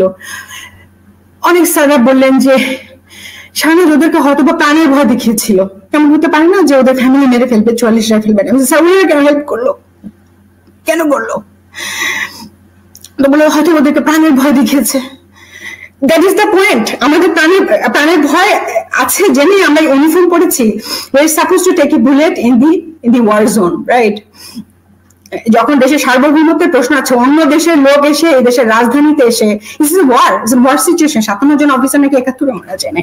আচ্ছা, দিস ইজ দ্য টাইম যেই জন্য আমাকে সারা বছর পে করা হয়, সারা বছর যে আমাকে ফ্রি খেতে দেওয়া হয়, থাকতে দেওয়া হয়, হ্যাঁ, গাড়ি ব্যবহার করতে দেওয়া হয়, পেট্রোলে করে এমিনিটি যেতে দেওয়া হয়, to take this bullet, to safeguard our sovereignty. কিন্তু ওই সময়ে আমরা কেন বিক্রি হয়ে যাবো? প্রাণের ভয় দেখালে কি? এই যে ছেলেগুলো মারা গেল 650 জন, ওদের প্রাণের ভয় নেই? ওরা কেন প্রাণের ভয় পেল না? সেটা কি আমার আর্মিদের পাওয়া উচিত ছিল? খুবই অল্প কয়েকজন মানুষ, আমি আবারও বলছি, কিন্তু আপনাদের এটা পাওয়া উচিত হয় নাই। You are suppose to save. তাহলে আজকে এই 15 বছর জাতিকে এই দিনটা দেখতে হতো না। আর্মিদেরকে মেরে তিনি ক্ষমতায় আসলেন, আমাদের মুখ বন্ধ করে দিলেন, একের পর এক অফিসারদেরকে ফায়ার করা হলো, যারাই মুখ খুলছিল তাদের মেরে ফেলা হলো, অনেকগুলো কিলিং হয়েছে, আমি সেই কিলিং এর কথা আসছি। কিলিং করা হলো, তাদের মোরাল ব্রেক করে দেওয়া হলো, এবং লুটপাটের রাজনীতি শুরু হলো হাজার কোটি টাকা তারা পার করলেন। এই যে আজকে 15 বছর পরে এসে আমরা দেশের অবস্থা দেখছি, এটা আমাদের দেখতে হতো না যদি না আপনারা আমাদের ব্রাদার অফিসারদের সাথে গাদ্দারি না করতেন স্যার। আপনার হাজবেন্ড স্কোয়াড্রন লিডার আশরাফ ইবনে আহমেদ, তিনি 20 ডিসেম্বর 2010-এ একটি প্লেন ক্র্যাশে মারা যান। MiG-29 তিনি ফাইটার পাইলট ছিলেন এবং তিনি কিন্তু ওই সময় উনি ফাইটার, কিন্তু ওই সময় উনি এত ছিলেন না, মানে আমি যখন বিডিআর ঘটনা ছিলাম তখন উনি এডি স্কোয়াড্রন ছিলেন। এরপরে উনি কিউএফআই বলে কোয়ালিফাইড, এবং তিনি প্রথম বলেছিলেন যে এটার সাথে ভারতের র জড়িত বা এক্স্যাক্টলি। এবং আমার মনে হয় যে সে যখন মানে সে তো আমাকে চেনে, আসলে আমি কিছু জানলে চুপ থাকতে পারি না। আমাকে পরদিন যখন আমি এনটিভিতে গিয়ে কথা বলে বসেছি এসব বিষয়ে, ওর পর থেকে সে আমাকে কোনোদিন ওই প্রসঙ্গে, হ্যাঁ এখানে আশরাফের ছবিটা, জি এটা সে যখন মিগে ছিল তখনকার ছবি। তো তার এই যে হত্যাকাণ্ড, এই অফিসার স্কোয়াড্রন লিডারের হত্যাকাণ্ড, আপনার স্বামী বা এটাকে আপনি হত্যাকাণ্ড বলছেন? আমি শিওরলি বলতে পারছি, তবে আমি এটা এইটুকু বলছি, আজকে আমার একটা প্রশ্ন থাকবে। সে অনেক কিছু জানতো, হ্যাঁ তার সেই অফিসার যে কোনো জায়গা থেকে হোক, যেটা সে অল্প আমাকে শেয়ার করেছে তাতেই দেখেছে যে আমি বলে বসেছি, এই কারণে সে আমাকে আর কিছু শেয়ার করে নাই সত্যি কোনোদিন, এই ভুলেও না। অনেক কিছু বলে কারণ to safeguard me, but he knew more things that I know. এবং আমি যখন চাকরি ছেড়ে দিলাম, তারপরে আমি কিন্তু তাকে বারবার বলছিলাম যে তুমিও চাকরিটা ছেড়ে দাও, আমার ভালো লাগে না যে তুমি মানে আমরা দেশের বাইরে কোথাও চলে যাই, দরকার নেই এখানে থাকার দরকার নেই, আমার মন ভেঙে গেছে। সে বলছিল যে আমার আসলে ফ্লাইংটা খুব ভালো লাগে, আমি খুব এনজয় করি। সে কিন্তু খুব ভালো পাইলট ছিল, one of the very good, মানে 21 জন মাত্র MiG-29 এর কোয়ালিফাইড ইনস্ট্রাক্টর ছিল আর কি, মানে আপনার পাইলট ছিল ওই সময়, সে তাদের একজন। এমনকি সে মানে যেটা তাদের একাডেমি সেখানেও 3rd হয়েছিল, মানে অনেক তার অ্যাচিভমেন্ট। তো আমি তো আসলে এটাকে ভালোবাসি, এরকমটা বললো। তো যখন তার মানে মৃত্যু হয় সে সময় সে মনে হয় যশোর 11 স্কোয়াড্রনের ছিল, সেটা হচ্ছে PT-6, এটা খুবই মানে মামুলি বলতে গেলে আর কি, মানে MiG-29 তুলনায় মামুলি একটা এয়ারক্রাফট, ট্রেনিং এয়ারক্রাফট, যেটা কিনা আপনার মানে 600 ফিট উপরে থাকলে যদি ইঞ্জিন বন্ধ হয়ে হোভিং করে নামতে পারে, যেটা আমি শুনেছি। 2 জন অফিসার ছিলেন স্কোয়াড্রনের, মাহমুদ 2 জনই স্পট ডেথ হয়েছেন। তো ওনারা 300 ফিট ওঠার পরেই ওনাদের ইঞ্জিনের কোনো একটা সমস্যা হয় এবং এটা আছড়ে পড়ে, এবং ওটার ভেতরে কোনো আপনার প্যারাশুট ছিল না। PT-6 এ নাকি প্যারাশুট থাকে না, আমি জানি না। তা আমি তো আসলে রেগুলার ভাবি না যে আমি কোয়েশ্চেন করবো না, আমি যেন officer, of course I will question. আমি জনে অনেক এয়ারফোর্সকে বলেছি, যে এয়ারফোর্স অফিসারকে বলেছি যে আচ্ছা তার ব্ল্যাক বক্স পাওয়া যায় নাই, তার শেষ কথা কি ছিল, আমাকে কেউ কোনো উত্তর দিল না। এবং খুব সাবধানে তারা মনে হচ্ছিল যে আমাকে এড়িয়ে যাচ্ছেন, এটাকে আমাকে সান্ত্বনা দেওয়ার জন্য, সেটা আমি জানি না। কোনো রকম অফিসিয়াল বিবৃতি দেওয়া হয়নি কেমন করে সে মারা গেল, শুধু তার শহীদের যে মর্যাদায় তাকে যে বাংলাদেশের রাষ্ট্রীয় পতাকা দিয়ে তার কফিনকে দেওয়া হয়েছিল সেটা দেওয়া হয়েছিল। এবং এরপরে কোনোদিন সত্যিকার অর্থে আমার অ্যাটলিস্ট কেউ খবর নেয় না, এয়ারফোর্সের কেউ না। মানে ব্যাপারটা হচ্ছে যে সাবধানে মনে যেন আমাকে এড়িয়ে যাচ্ছেন। আমাদের এমন কি দোষ ছিল যে এড়িয়ে যেতে হবে, কারণ আমি প্রশ্ন করতাম যখনই আমাকে কেউ কোয়েশ্চেন, মানে আমি প্রশ্ন করতাম যে ভাইটা কেন, মানে আমাকে কেউ ডিটেলস বলতে পারেন, কেউ কোনো ডিটেলস কোনোদিন দিতে পারেন? আমি আশা করবো আমার এটা যারা দেখবেন, right or wrong, tell me, we have a right of information. নাহলে আসলে মানুষের আত্মা কষ্ট পায়, আত্মীয় স্বজনের আত্মা কষ্ট পায়। এবং তার 3-4 বছর বাদে আমি একবার যশোরে যাই, এয়ারপোর্টের কিছু সিভিল কর্মচারী আমাকে ওই বিষয়ে বললেন যে আমরা তো স্যার শুনছিলাম ওইটা নাকি অন্য ঘটনা, এরকম বলেছেন। তো এগুলো আমি ভুলে করতে চাই না। আসলে আমার লাইফটা কেমন হয়ে গেল না, আমি আর্মি ছেড়ে দিলাম, মাই হাজবেন্ড ডাইড, টোটালি একাই করলাম। আমার মা মারা গেছেন 2003-এ, আমার আব্বা মারা গেলেন আশরাফ মারা যাওয়ার ঠিক পরপর। আর আমি আমার মনকে তখন শক্ত করেছিলাম যে আমাদের পৃথিবীতে আসলে খুব কঠিন, আর এখানে আসলে কোনো ধর্ম নেই। আপনি একটা কথা বলে আজকে পৃথিবীতে যে আমরা বলি না হিন্দু মুসলমান অমুক তোমাকে এই দেশ ওই দেশ, পৃথিবীতে 2টা গ্রুপ, একটা হচ্ছে ভালো গ্রুপ, ভালো মানুষ, তাদের লোভ নেই, কিছুতে কিনতে পারবেন না। আর একটা হচ্ছে লোভী গ্রুপ, এই সব ধর্মে আছে, সব দলে আছে, সব দেশে আছে, মানুষের এই 2টাই ভাগ, গুড আর ব্যাড। আপনাকে সিদ্ধান্ত নিতে হবে আপনার লাইফ টাইমে আপনি কোন দলে জয়েন করবেন। কষ্ট করে বাঁচতে হবে, যদি সৎপথ নিতে হয় তাহলে কষ্ট করেছি। আমি গত 10 বছর অনেকগুলো চাকরিতে ঢুকেছি, বের হয়েছি, তবে চেষ্টা করেছি যেখানে গিয়েছি।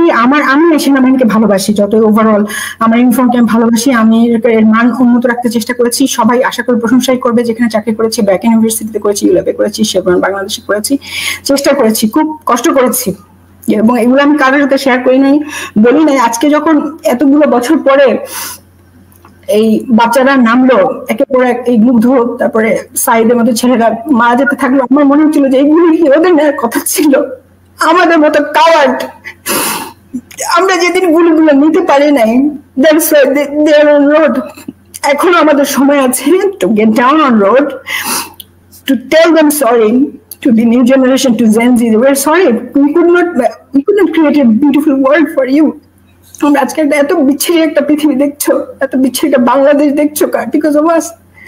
সো এখনো সময় আছে। আমি আমার হাজবেন্ড, আমার 4 বছরের বাচ্চাকে নিয়ে আমরা আন্দোলনে নেমেছিলাম, তাকে নিয়ে আমরা প্রায় 3-4 কিলোমিটার আন্দোলন করেছি। মানে ওই মনের ভেতরে ওই এগুলো আসছে। তারপর ওদের স্পিরিট দেখলাম, আমি খুব আশাবাদী, আমি এবং খুব শঙ্কিত যে অন্য কোনো মানে ষড়যন্ত্র এসে যাতে তাদের এই সাফল্যকে নষ্ট করে দিতে না পারে।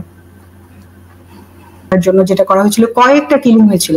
আপনারা শুনেছেন যে হেলিকপ্টারের একটা অফিসারের মৃত্যু হয়েছিল, আরেকটা অফিসারের মৃত্যু হয়েছিল সিলেট থেকে আসার পথে। ওনার নামটা আমি এখন মনে করতে পারছি না, আমাদের কোর্সের না, সিনিয়র একজন জিওসি মারা গেছে, 2জন জিওসি মারা গেছে। না, জিওসি তো মারা গেলেন 2জন। হ্যাঁ, মানে আমার মতন অফিসার আর কি, হয়তো কথা বলতে চেয়েছেন, কষ্ট পেয়েছেন, কোন মুভ করবে ওরা ভয় পেয়েছে, এছাড়া মারা যাওয়ার আর কি কারণ?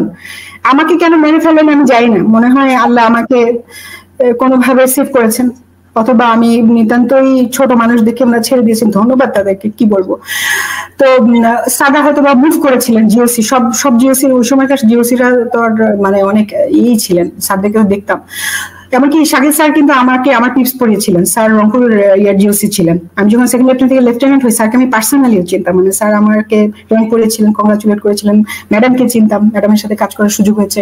রাতুন তখন ছোট ছিল, তাকেও আমি কয়েকটা প্রোগ্রামে দেখেছি। তো আমার কোর্সমেটের কথাটাই বলি, কারণ মনে যেগুলো আসলে এই আশা রাজীবের কথাটা আমি বলতে চাই। এরপর কিছু কিছু কিলিং হলো, আমরা দেখলাম যে ওই মোটরসাইকেলে মানে দুর্ঘটনা, সবই দুর্ঘটনা করে দেখানো, এটা রয়ের একটা স্টাইল। আমার মনে হয় আমার এতদিনের রিসার্চ কার তাদের মারার স্টাইল হচ্ছে এই আপনাকে কেউ ট্রাকে করে মানে কেউ আপনাকে ফেলে দিবে, অথবা আপনাকে মানে এমন ভাবে মারা যাবেন যে বোঝা মানে মনে হবে যে অ্যাক্সিডেন্ট, কিন্তু যার মেসেজ পাওয়ার কথা সে পাবে। তো রাজীবের কাজটা ছিল তাদের খুবই কাঁচা। কেন কাঁচা বলছি, 7ই মার্চ এতক্ষণ ঘটনার কারণে 25শে ফেব্রুয়ারির ঘটনা, 7ই মার্চ সে মারা গেল। কিভাবে মারা গেল? রাজীবের মতো এত শান্ত, এত ভদ্র, এত স্মার্ট একটা অফিসার, সে তার বাস থেকে নেমে শান্তিনগরে, তার বাসা শান্তিনগরের 200 গজ দূরে, কি কারণে সে একটা হোটেলের, কি তার দুঃখ ছিল যে সে 9 তলা থেকে 903 নম্বর রুম থেকে আত্মহত্যা করে মারা যাবে? এটা কোন যুক্তির মধ্যে পড়ে? এটাকে একটা মানে একটা মেয়েকে দিয়ে পরে ওরা এটাকে কভার করতে চাইলো যে সে নাকি কোন গার্লফ্রেন্ডের সাথে ওখানে গিয়েছে। আরে গার্লফ্রেন্ডের সাথে যাওয়ার জন্য তার হোটেলে যেতে হবে, ওইখানে তাকে মিট করতে হবে? অফিসাররা এরকম হয় না আসলে। অফিসারদেরকে যারা চিনে তারা মানে বা কাছাকাছি, অ্যাটলিস্ট রাজীবকে যারা চিনে তারা বিশ্বাস করি, আমরা বিশ্বাস করি। এবং ঘটনাটা কি হচ্ছে, ঠিক তার মৃত্যুর পরপরই আমাদের কিছু কোর্সমেট সেখানে পৌঁছায়, একজন খুব সম্ভবত হিমেল, সে একটা ইয়েতে বলেছিল যে দোস্ত আমি যেটা দেখলাম যে ভেতরে 903 মানে 3 নম্বর রুমে আমি একদম সাথে সাথে যাই, মানে ঘটনা যখন মানে আর কোর্সমেট সেই জন্য সে গিয়েছে যে 5-6 জন মিলে ধস্তাধস্তি করলে একটা রুমের যেরকম অবস্থা হয় ওরকম। তোর গার্লফ্রেন্ড থাকলে কেউ ধস্তাধস্তি করেছে? ওখানে ব্লাড কেন? কে কাকে মেরেছে? কোনো মেয়ের তো কোনো ট্রেস পাইনি আমরা। এবং ও বডিটা যে ওরা ফেলেছে, মানে ধর 5-6 জন মিলে যদি কাউকে জোরে ছুঁড়ে ফেলে তাহলে যেই ডিস্টেন্সে পড়বে ওইরকম একটা ডিস্টেন্সে পড়বে, নিজে লাভ দিলে তো তোর ধর মানে যেই ডিস্টেন্সে পড়ার কথা ওইখানে ওর বডিটা ছিল না। মানে এত স্পষ্ট জিনিস দেখা যাচ্ছে। এবং ওর ফ্যামিলি আসার আগেই তার মানে কর্তৃপক্ষ তার ব্লাড মাখাইয়ে সরিয়ে ফেলেছেন, এগুলো তো এই নিউজেই আছে, যে নিউজে খুব রহস্যজনক ভাবে তার মৃত্যু। তো কেন এই মৃত্যু হচ্ছে বা কি হচ্ছে, মানে এটা তো আসলে আমার পক্ষে বোঝা সম্ভব ছিল না। এই সময়ে এই 3 বা 4 মার্চের দিকে, ওই সময় একটা ঘটনা আমার মনে আছে, যে আমি আজকে প্রশ্ন করবো প্লাস বলবো। এবং আমার ধারণা যে এখন ধারণা বলতে হবে আসলে, কারণ তদন্ত তো হচ্ছে না, ধারণাগুলো বলি যদি ওনারা আমাদের স্পেকুলেশনও ইয়ে করেন আর কি, গ্রাহ্য করেন। ওই সময় 3 বা 4 তারিখের দিকে আমি একটা ইমেল পেয়েছিলাম আমি একটা আননোন সোর্স থেকে একটা ইমেল পেয়েছিলাম, মানে পুরো বিডিআর ঘটনাটা কেন হলো, কিভাবে হলো, এবং ওই কথাগুলোর মধ্যে যে রৌমারী সীমান্ত, পাদুয়া সীমান্ত, ব্যাকগ্রাউন্ড কি, অনেক বড়, মানে 10-12 পাতার খুব ভালো ইংরেজিতে লেখা, খুবই মানে লুকস লাইক এ মানে ভেরি গুড রিপোর্ট, মানে গুড রিপোর্ট। এরকম অ্যাটাচমেন্টে মানে ইমেলটা আমার কাছে আসছিল, একই মানে আমার থেকে 2বার পাঠিয়েছে ইমেলটা। তা আমি এবার ইমেলটা খুলে দেখলাম, এমন কথা লেখা ছিল যে এই বিডিআর ঘটনায় কত 500 কোটি টাকার ইয়ে ছিল, ইন্ধন ছিল, এবং তাদেরকে বিভিন্ন এই মানে ওরা তো আসলে বিভিন্ন ইউনিট থেকে এসেছিল, এই প্রেসিডেন্সি মানে কেউ কাউকে চিনতো না, এমন একটা সময় তারা বেছে নিল যে সব অফিসারদেরকে একসাথে করা যাবে, আবার কেউ কাউকে চিনে না। যখন আলটিমেটলি এখন যখন জিজ্ঞাসাবাদ করা হচ্ছে, ওরা বলতেছে আমরা তো চিনি না, ওরা কোন ইউনিটের। এক ইউনিট হলে বুঝতাম যে ও মেরেছে, পদু মেরেছে, যদু মেরেছে, কাউকে বলতে পারছে না। মানে এমনই প্ল্যানিংটা ছিল, এবং ওদেরকে তার আগে ওইখানে এই কিছু মানে কথা এরকম ইনফরমেশন ছিল। তবে আমি নিজে এতই ভয় পেয়েছিলাম, ওইটা ইমেলটা ওপেন করে আমি সাথে সাথে ডিলিট করে দিই যে কি আমাকে এরকম ইনফরমেশন পাঠালো। আমি আশরাফকে এই কথাটা বলেছিলাম। এরপরে ও মারা যাওয়ার পর আমি অনেক জিজ্ঞাসাবাদ করছি, অনেকে মানে কেন মারা গেল বা কি। ওর সবচেয়ে ক্লোজ যে কোর্সমেটটা আমার, মানে ওর সাথে সবসময় ঘুরতো ফিরতো, সিভিলেও মানে ছুটিতে আসলেও তার একসাথে ঘুরতে, এমন ক্লোজ ছিল। তো ওকে আমি একদিন জিজ্ঞেস করলাম যে তুই কি জানিস, তুই তো খুব ক্লোজ ওর, মানে ওর মধ্যে কোনো অ্যাবনর্মালিটি দেখেছিলি, কেন সে ওখানে যাবে বা এইখানে গেলই বা কেন? পরে ও বললো তুই কি কোনো ইমেল পেয়েছিলি এরকম?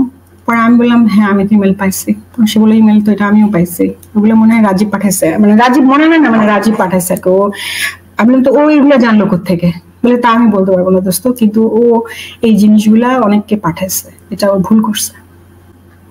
আই হোপ মাই কোর্সমেট এটা রিওপেন হবে কোনোদিন। এই আপনার গ্রামে যদি কাউকে মারে, আপনি কাউকে না কাউকে অ্যারেস্ট দেখান, হ্যাঁ এখানে কোনো অ্যারেস্ট হয়নি, কেউ কোনোদিন হয়নি, তার ফ্যামিলি কোনোদিন মুখ খুলেনি। এমন ভয় পেয়েছে একটা অফিসার, তার বাবা মাকে কেমন করে এত ভয় দেখানো গেল যে ইস মোর দেন আর্মি, ইস মোর দেন এনিথিং। আমার মনে হয় মানে ওই যে দাদাদের কাজ আর কি, পরিষ্কার। তো না হলে মারা যাবে কেন? অনেকগুলো কিরম হতো। তারপরে আপনি চিন্তা করেন, সাক্ষ্য দেওয়ার সময় বিডিআর এর সৈনিক এর ভেতরে এই যে আবুল কাহার আকন্দ সাহেব যে তদন্ত করছিলেন, তদন্ত সেলের ভেতরে অফিসার মারা গিয়েছিল, মনে আছে? এগুলো তো খবরে এসেছিল। 56 জন বিডিআর সদস্য হার্ট অ্যাটাকে মারা গেছে বলা হয়। হার্ট অ্যাটাকে কিভাবে আপনার হেফাজতে মারা যায়? মানে যেগুলো কিছু দেখেছে চোখে, ওগুলিকে মেরে ফেলেছে। এগুলো বোঝার জন্য তো সায়েন্টিস্ট হওয়ার দরকার হয় না। আমি আশা করব এখন 15 বছর পরে আমাদের নিজেদের ভুল শুধরানোর সুযোগ এসেছে, এই সমস্ত জিনিস পুনঃ তদন্ত হবে, রাজীবের কেসটা রিওপেন হবে, এবং আমরা জানতে পারবো যে কেন তাকে হত্যা করা হয়েছিল। কোন একটা অ্যারেস্টেড একজন, এখানে সিসিটিভি ছিল, লবির মধ্যে সিসিটিভি ছিল, সে কোথায় সাইন করেছে, কিভাবে গেছে, কারা ঢুকেছে, সবকিছু ছিল, কিন্তু কোনো কিছু বের হয়নি, আমরা কেউ জানতে পারি না। এতগুলা পোস্টমেট মিলে আমরা এটা উদ্ধার করতে পারলাম না। এখন এটলিস্ট আমাদেরকে সত্যিটা দেন, ডেড বডি দেন, সত্যি দেন। রাজীবের পাশাপাশি আপনার হাজবেন্ডের মৃত্যুটা রহস্যজনক, সেটিরও নিশ্চয়ই সমাধান নিশ্চয়ই বলতে পারি না। আমি রিকোয়েস্ট করবো এয়ারফোর্সকে যে এখনো যদি তারা পারে সত্য মিথ্যা যে কোনো একটা রিপোর্ট আমাদেরকে দিক, আমরা পরিবারে এটা দেখার আমাদের অধিকার আছে। হয় কি এগুলো এই আমাদের বা পৃথিবীর কোনো যুগেই এইসব গোপন করা যায় নাই কখনো, এগুলো বের হয়ে এসেছেই। অন্যায় কখনো চাপা থাকে না, কোনো না কোনো ক্লু বের হয়ে আসে, এগুলো জানা যায়। এবং নিজের চোখেই দেখতে পাচ্ছেন। এবং ক্যাপ্টেন শাহনাজ, আমি আপনার সঙ্গে কথা বলে খুব অবাক হচ্ছি যে মানে যারা আপনারা প্রতিবাদ করলেন, আপনারা থাকতে পারলেন না, বাধ্য হয়ে বের হয়ে আসলেন, অনেককে হত্যা করা হলো, অনেককে বরখাস্ত করা হলো, অনেককে একটার পর একটা শাস্তি দেওয়া হলো, বিভিন্ন পানিশমেন্ট পেলেন অনেকে, সবাই চুপ। মানে সেনাবাহিনীর যদি এই অবস্থা হয়, তো অন্যদের কি অবস্থা, মানে অন্য জায়গায় কি অবস্থা? অন্যদের অবস্থা তো খারাপ দেখলাম না, ভালো। এই যে ছেলেগুলো একটা মরলে একটা যায়, এটা কোনো সাধারণ কথা না। আমি শুনি নাই, আমি শিওর না যে আমরা সবাই একসাথে দাঁড়িয়ে থাকলে এরকম হবে কিনা।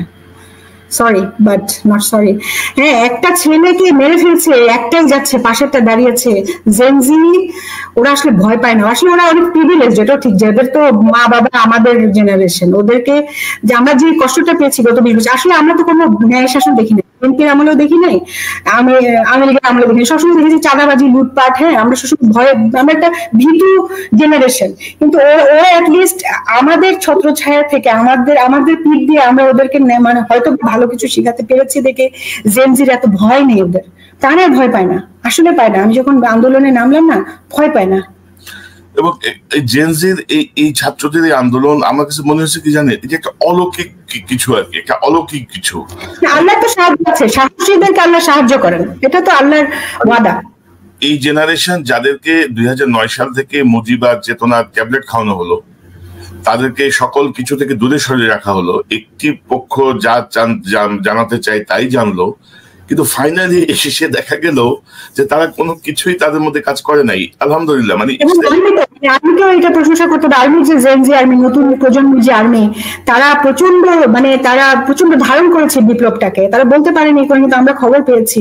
সিনিয়ররাও তো আসলে মানে যে আমাদের মনের মধ্যে তো কষ্টটা ছিল, এবং সবাই আসলে সবকিছু জানতো না, এটা সত্যি, আসলে সত্যি। হ্যাঁ, কিন্তু এবং আমরা একটু ভীতি, আমাদের জেনারেশনটা আমরা একটু ভীতি এই কারণে যে আমরা এমন ভীতিকর একটা সময় আমরা বড় হয়েছি, যে এই সময়টা মানে যে সময়টা আমরা ওদেরকে ঠিক ওইভাবে ফিল করতে দেইনি। ওরা ওই ইংলিশ মিডিয়াম করেছে, এখন একটা দুটা বাচ্চা, আমাদের সময় সবার 5টা 6টা করে বাচ্চা ছিল।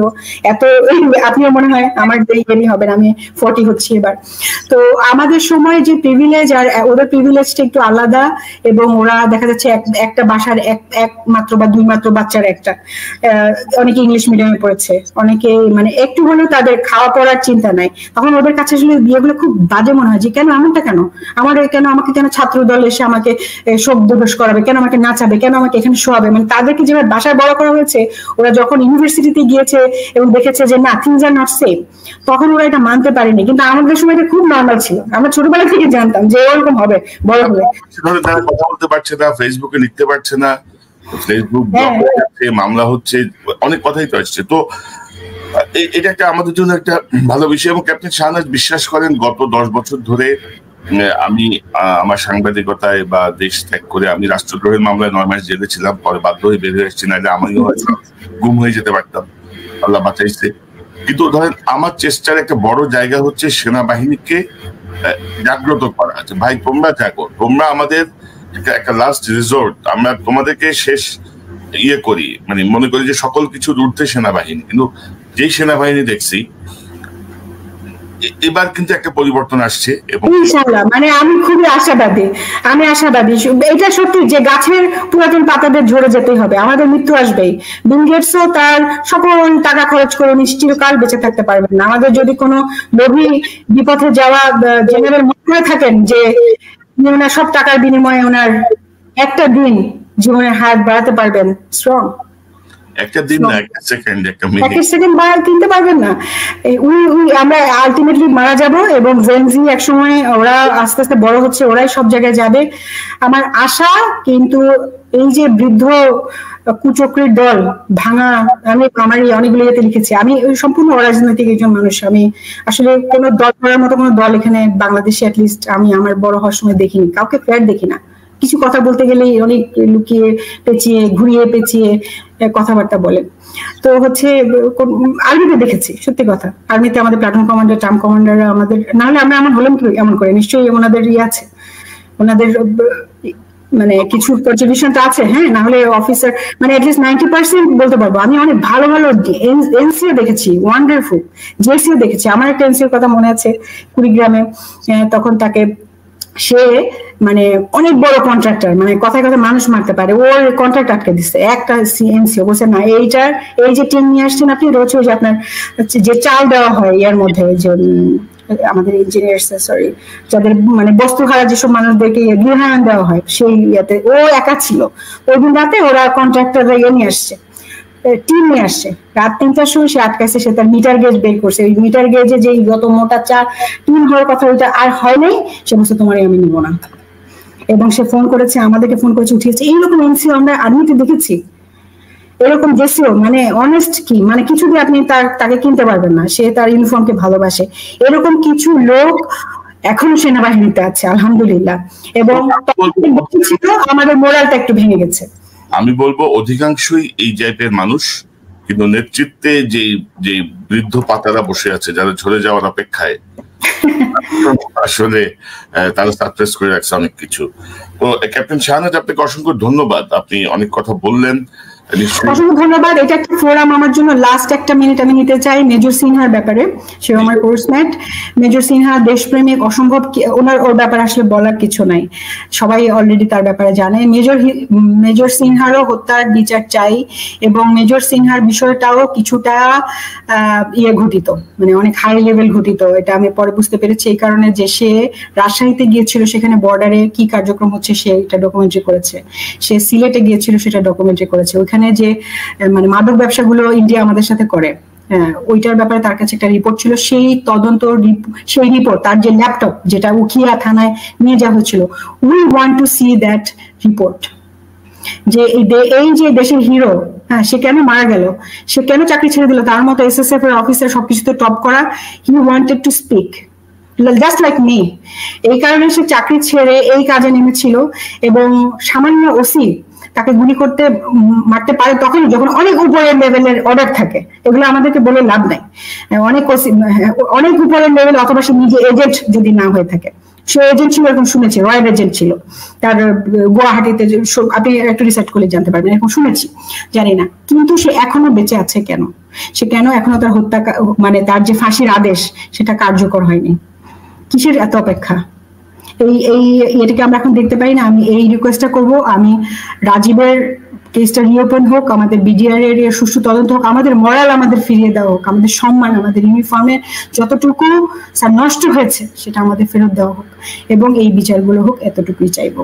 সেনাবাহিনী ভালো হোক, আমি সেনাবাহিনীকে ভালোবাসি এবং এখনো বিশ্বাস করি যে মানে মানে আমার ট্রাম কমান্ডার আমাকে বলতেন যে তোমার ট্রেনিং তোমার ব্লাড থেকে কেউ কোনোদিন নিয়ে যেতে পারবে না। তোমার বলতে পারে যে তোমার র্যাঙ্ক নাই, তুমি করেছো, রিজাইন করেছো, এইটা অনেক কিছু বলতে পারে, but they can they take the training from your blood? A soldier is always a soldier. তো আমি যেটা মনে রেখেছি, এবং আমার সব কাজে এখনো পর্যন্ত যত জায়গায় চাকরি করেছি, আমি আপনাকে একটা ব্যাগ দিয়েছি, সিভি দিয়েছি, আপনি চেক করতে পারেন কি কি করেছি। যত চোর বাটপার ছিল ধরেছি, চেষ্টা করেছি, সবভাবে প্রতিটা স্যালারির টাকা নিতে চেষ্টা করেছি। এবং আপনি যেটি বলছেন যে ইউনিফর্মের সম্মান ফিরিয়ে আনতে হলে অফিসারদেরকে যথেষ্ট হতে হবে। এই যে গুটিকয় কালপ্রিট, তাদেরকে আমাদের এখন উন্মোচন করার সময় এসেছে। আমি আশা করবো আরো অনেকেই কথা বলবেন, এখন সাহস করে কথা বলবেন তারা, এবং স্যারদেরও বলবো যে অনুশোচনা করা দরকার। প্রেসারে ছিলেন, ভয়ে ছিলেন, কিসে ছিলেন জানি না, কিন্তু অনুশোচনা করা দরকার, তওবা করা দরকার, একটু চিন্তা করা দরকার। আপনারই সন্তান, আপনারই বংশধরদেরকে রেখে যাচ্ছেন এই দেশে, এটা চিন্তা করতে হবে। জি, ক্যাপ্টেন শাহনাজ, আপনাকে অসংখ্য ধন্যবাদ। নিশ্চয়ই নতুন কোনো তথ্য পেলে বা কেউ যদি আমার সঙ্গে কথা বলতে চায়, আপনার কোর্সমেট ব্যাচমেটদের মধ্যে নিশ্চয়ই আপনি তাকে উদ্বুদ্ধ করবেন কথা বলার জন্য। এবং আস্তে আস্তে যদি সবাই যখন কথা বলা শুরু করবে, আমার মনে হয় যে একটা চাপ অটোমেটিক তৈরি হবে, অনেক কিছুই পরিবর্তন হবে। আমরা আমাদের সেনাবাহিনীকে আবার শতভাগ চেনা রূপে ফেরত পাবো, ইনশাআল্লাহ চেনা রূপে ফেরত পাবো। আপনাকে অসংখ্য ধন্যবাদ। আপনাকে। দর্শক, এতক্ষণ যারা অনুষ্ঠান শুনলেন, ক্যাপ্টেন শাহনাজ অনেক আবেগ নিয়ে, অনেক তার যে অভিজ্ঞতা, তার যে পর্যবেক্ষণ, সবকিছু তুলে ধরলে নিশ্চয়ই আপনারা বুঝেছেন যে বিডিআর এর বিদ্রোহের নামে যে হত্যাকাণ্ড চালানো হয়েছে, একটি সুপরিকল্পিত হত্যাকাণ্ড, বাংলাদেশ সেনাবাহিনীকে পঙ্গু করে দেওয়ার একটি ষড়যন্ত্র, যেটি আসলে শেখ হাসিনার পরিকল্পনায়, ভারতের সহযোগিতায় একটি মঞ্চস্থ হয়েছে, এটি বাস্তবায়িত হয়েছে। কিন্তু দুর্ভাগ্যজনক, আমাদের সেনাবাহিনীর গত 15 বছর এই বিষয়টিকে ধামাচাপা দিয়ে গেছেন, আলামত নষ্ট করার চেষ্টা করেছেন।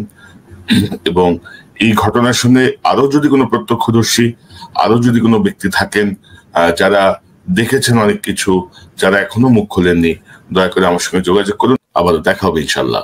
আসসালামু আলাইকুম।